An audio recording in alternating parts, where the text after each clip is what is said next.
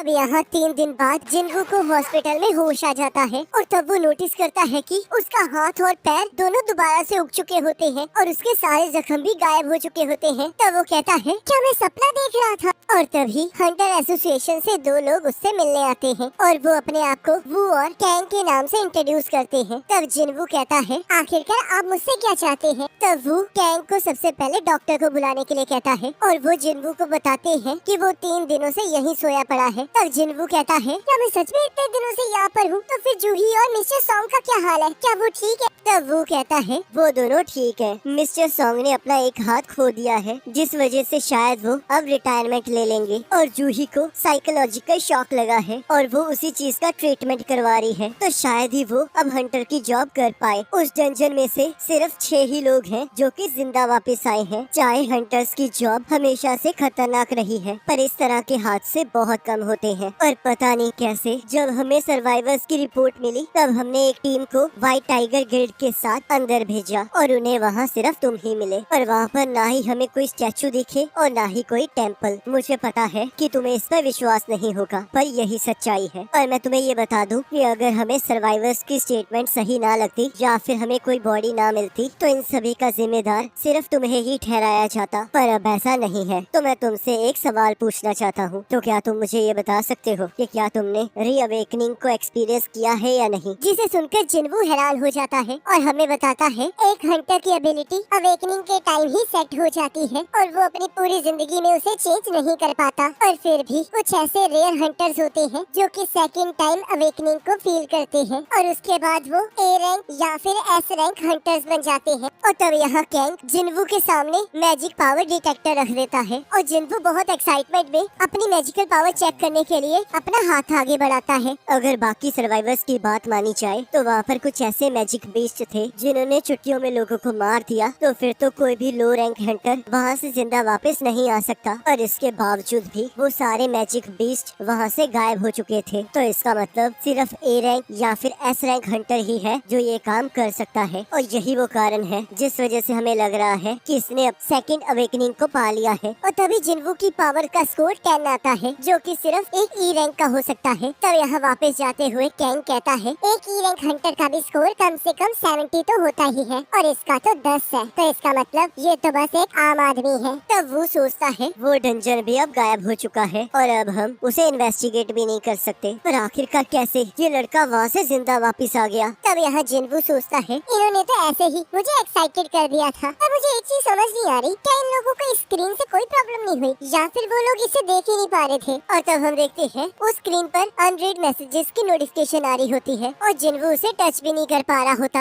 और तभी उसे अचानक से फ्लैशबैक शो होता है जहाँ उसे मरने से पहले प्लेयर बनने के बारे में पूछा जा रहा होता है और वो यस पर क्लिक करके प्लेयर बन जाता है। और तभी वहाँ उसकी बहन आ जाती है और कहती है, तुम्हें अपना ध्यान रखना चाहिए। क्या तुम्हें अंदाजा भी है कि मुझे कितनी चिंता हो रही थी? बाकी सभी लोग सही सलामत वापस आ जाते हैं और आखिरकार हर बार तुम्हें ही क्यों चोटें लगती है? अगर तुमने फिर से अपनी लाइफ को डेंजर में डाला तो मैं स्कूल को छोड़कर काम पर लग जाऊंगी ताकि तुम्हें ये काम करने ही ना पड़े। प्लीज मुझे माफ कर दो, मैं समझ गया हूँ, पर मुझे ये बताओ कि तुम्हें ये स्क्रीन दिखाई दे रही है? और हम देखते हैं जीना को कुछ दिखाई नहीं दे रहा होता। तब जिन्वू कहता है, क्या तुम मुझे ये बता सकती हो कि गेम्स में अनरीड मैसेजेस को कैसे देखा जाता है? तुमने तो बहुत सारी गेम्स खेली है ना, तुम्हें बस मैसेज बॉक्स को ओपन करना होगा। और तब जिन्वू जैसे ही मैसेज बॉक्स को ओपन करने के लिए कहता है, तभी हम देखते हैं उस स्क्रीन पर वो नोटिफिकेशन ओपन हो जाती है जहाँ पर उसकी स्ट्रेंथ ट्रेनिंग के लिए डेली टास्क आया होता है। तब जिन्वू कुछ सोचने लगता है और तब जिना जिन्वू को ठीक पाकर अपनी फ्रेंड के साथ वापस चली जाती है। तब जिन्वू और भी नोटिफिकेशंस को ओपन कर लेता है जहाँ पर बताया गया होता है कि ये सिस्टम प्लेयर की डेवलपमेंट के लिए बनाया गया है और अगर आप किसी भी चीज को करने में फेल होते हो तो आपको उस चीज की सजा मिलेगी और अगर आप इसे कंप्लीट करते हो तो आपको रिवॉर्ड्स भी दिए जाएंगे। और जिन्वू को कुछ समझ नहीं आ रहा होता और तभी वो अपना स्ट्रेंथ ट्रेनिंग टास्क ओपन करता है जहाँ उसे साइतामा का वर्कआउट प्लान मिलता है ताकि वो उसी की तरह ताकतवर बन सके। और वहाँ पर नीचे एक वार्निंग लिखी होती है कि अगर आपने दिए हुए टाइम में इसे कंप्लीट नहीं किया तो आपको सजा मिलेगी। और जिन्वू उन सभी चीजों को इग्नोर कर देता है। तब यहाँ वो प्रेसिडेंट गो को जिन्वू के बारे में रिपोर्ट देता है और उन्हें ये भी बताता है कि उसके अंदर कोई चेंजेस नहीं आए हैं। तब प्रेसिडेंट गो कहते हैं, शुक्र है हम लोग लकी थे कि डंजन टूटा नहीं, और अभी भी बहुत सारी ऐसी मिस्ट्रीज हैं जिसके बारे में हमें पता नहीं है, तो इसलिए मैं इस केस को एक स्पेशल केस के तौर पर लिस्ट कर रहा हूँ। तुम जाओ और इसे डाटाबेस में जाकर फाइल कर दो और हम इसके बारे में बाद में बात करेंगे। तब यहाँ हंटर्स ऑर्गेनाइजेशन का हेड चॉई कहता है, हंटर चा, मैं चाहता हूँ कि आप नेक्स्ट बी रैंक मिशन की हेड बने। ये मिशन नए लोगों के लिए एक साइट प्रैक्टिस की तरह भी है, तो इसलिए मुझे विश्वास है कि आप इस चीज को संभाल लेंगी। पर मुझे नहीं लगता कि मैं एक इंस्ट्रक्टर बन सकती हूँ। तुम्हें बस हमेशा की तरह लड़ना ही है और वो लोग तुम्हें देखकर सीख लेंगे। हमारा हंटर्स ऑर्गेनाइजेशन इस कंट्री की 5 मेजर ऑर्गेनाइजेशंस में से एक है, पर हम अभी तक पूरी दुनिया में स्ट्रॉन्ग नहीं बने हैं। एक हंटर का रैंक सेट हो जाता है, पर उसकी कॉम्बैट एबिलिटीज प्रैक्टिस के साथ इम्प्रूव की जा सकती है और हमें आने वाली सिचुएशन के लिए ये सब कुछ करना ही होगा। और जब हम देखते हैं सड़क के बीचों बीच एक नया डंजन ओपन हो जाता है, तब यहाँ हॉस्पिटल में जिनवू के डेली टास्क का टाइम खत्म हो जाता है, जिस वजह से वहाँ पर एक अर्थक्वेक आ जाता है और जैसे ही वो होश में आता है वैसे ही वो अपने आप को एक डेजर्ट में पाता है, जहाँ उसके पीछे एक मॉन्स्टर आ जाता है और उसके सामने एक नोटिफिकेशन आती है जिसमें उसे डेली टास्क टाइम पर पूरी ना करने की वजह से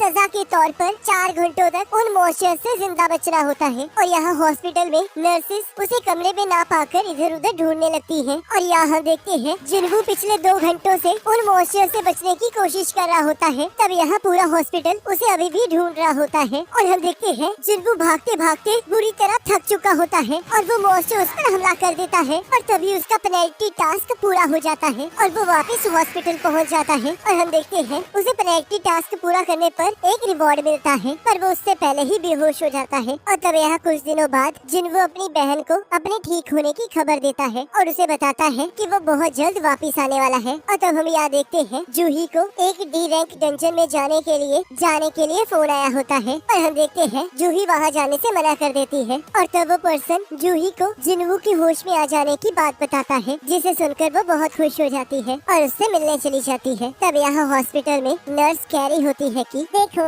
उसने फिर से भागना शुरू कर दिया है। जब से वो उठा है वो तब से हर रोज ऐसे ही भागता रहता है। हंटर्स बाकी लोगों से ज्यादा जल्दी रिकवर कर जाते हैं, पर फिर भी मैंने इसे आराम करने के लिए कहा था, पर इसने मना कर दिया और कहने लगा कि मुझे अपनी ताकत को इंक्रीज करना है तो मुझे ये करना ही होगा। तो यहाँ जिनवू अपना डेली टास्क पूरा कर चुका होता है और हमें बताता है कि मुझे होश में आए आज चौथा दिन हो चुका है और अब मुझे कुछ चीजें समझ आने लगी है, जिसमें से पहले है कि जो ये मेरे सामने चीज है वो कोई मेरी इमेजिनेशन नहीं है और दूसरा है कि अगर मैं डेली टास्क को पूरा करता हूँ तो मुझे 3 रिवॉर्ड्स मिलते हैं, जिसमें से पहला है फुल रिकवरी, जिससे मैं पूरी तरह से ठीक हो जाता हूँ, और दूसरा है एबिलिटी पॉइंट्स और मैं इन पॉइंट्स को उन एबिलिटीज में डाल सकता हूँ जिसे मैं इम्प्रूव करना चाहता हूँ। मेरी एबिलिटी में सबसे ज्यादा इम्पोर्टेंट मेरी स्ट्रेंथ है और जब भी मेरा कोई एबिलिटी पॉइंट इंक्रीज करता है तब मेरी पावर भी बढ़ जाती है और मैं उसे महसूस भी कर पाता हूँ। यहाँ पर और भी स्किल्स और इन्वेंट्री है जो कि बिल्कुल गेम की तरह है। और तब वो ये सोच कर हंसने लगता है और हम देखते हैं सभी लोग उसे ही घूर रहे होते हैं। तब यहाँ उसे सारे के सारे डेली टास्क को पूरा करके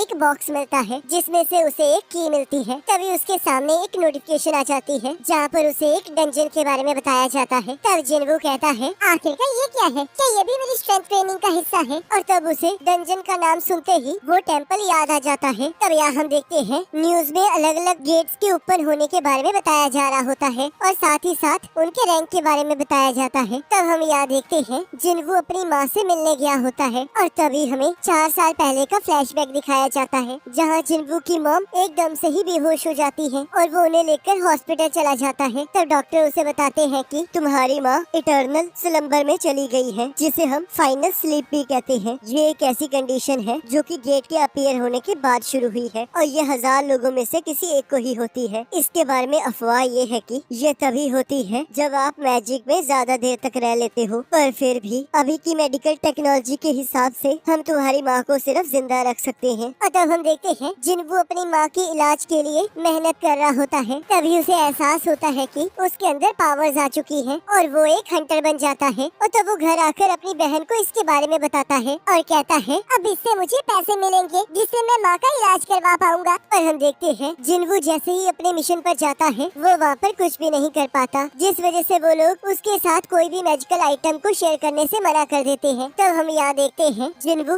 उस नोटिफिकेशन में आए उस डंजन को देखने चला जाता है जहाँ पर वो पूरी तैयारी के साथ गया होता है और सोचता है मैं पूरी तरह से तैयार हूँ और मुझे अपनी बच निकलने की एबिलिटी पर पूरा विश्वास है, तो इसलिए अगर मैं पिछली बार की तरह किसी मुसीबत में फंसा तो मैं अपनी पूरी ताकत के साथ वहाँ से भाग आऊंगा। और तब हम देखते हैं वो उस की को बाहर निकाल लेता है और अचानक से उसके सामने एक गेट आ जाता है जिसे वो उस चाबी से खोल देता है और उसके अंदर चला जाता है। और तब उसे फिर से एक नोटिफिकेशन आती है जिससे उसके बाहर जाने का रास्ता बंद हो जाता है। पर तभी वो नोटिस करता है एक लड़की उसके पास आकर उस जगह से बाहर निकल जाती है। तब जिन्वू सोचता है अब मुझे समझ में आया, ये एक अलग डायमेंशन है। इंस्टेंस डंजन बाकी डंजन से अलग है और मैं कभी भी ऐसे डंजन में नहीं आया हूँ, पर मेरे हिसाब से ये रेड गेट की तरह सिमिलर है। और कहता है आखिरकार अब मैं क्या करूँगा, मैंने तो सोचा था कि अगर यहाँ पर कुछ भी हुआ तो मैं यहाँ से भाग जाऊंगा, पर अब तो वापस जाने का रास्ता ही बंद हो चुका है। पर तभी उसके सामने एक नोटिफिकेशन आती है जिस पर लिखा होता है कि आप इस डंजन से तभी बाहर निकल सकते हैं जब आप इस डंजन के बॉस को हरा देंगे या फिर आप टेलीपोर्टेशन स्टोन का यूज कर सकते हैं। तब जिन्वू कहता है मैं तो कोई ई रैंक मॉन्स्टर को भी नहीं हरा सकता हूँ, तो आखिरकार कैसे मैं इस डंजन को क्लियर करूँगा। ये तो मेरे लिए सच में बहुत मुश्किल है। क्या मैं सच में बिना किसी की मदद लिए बॉस को हरा पाऊंगा? पर अब मेरे पास कोई चॉइस नहीं है। और तब वो डंजन के अंदर बढ़ने लगता है और तब हम देखते हैं उसके साथ लड़ने के लिए 3 गॉब्लिन आ जाते हैं और वो उस पर हमला कर देते हैं। और तब हम देखते हैं जिन्वू अपने आप को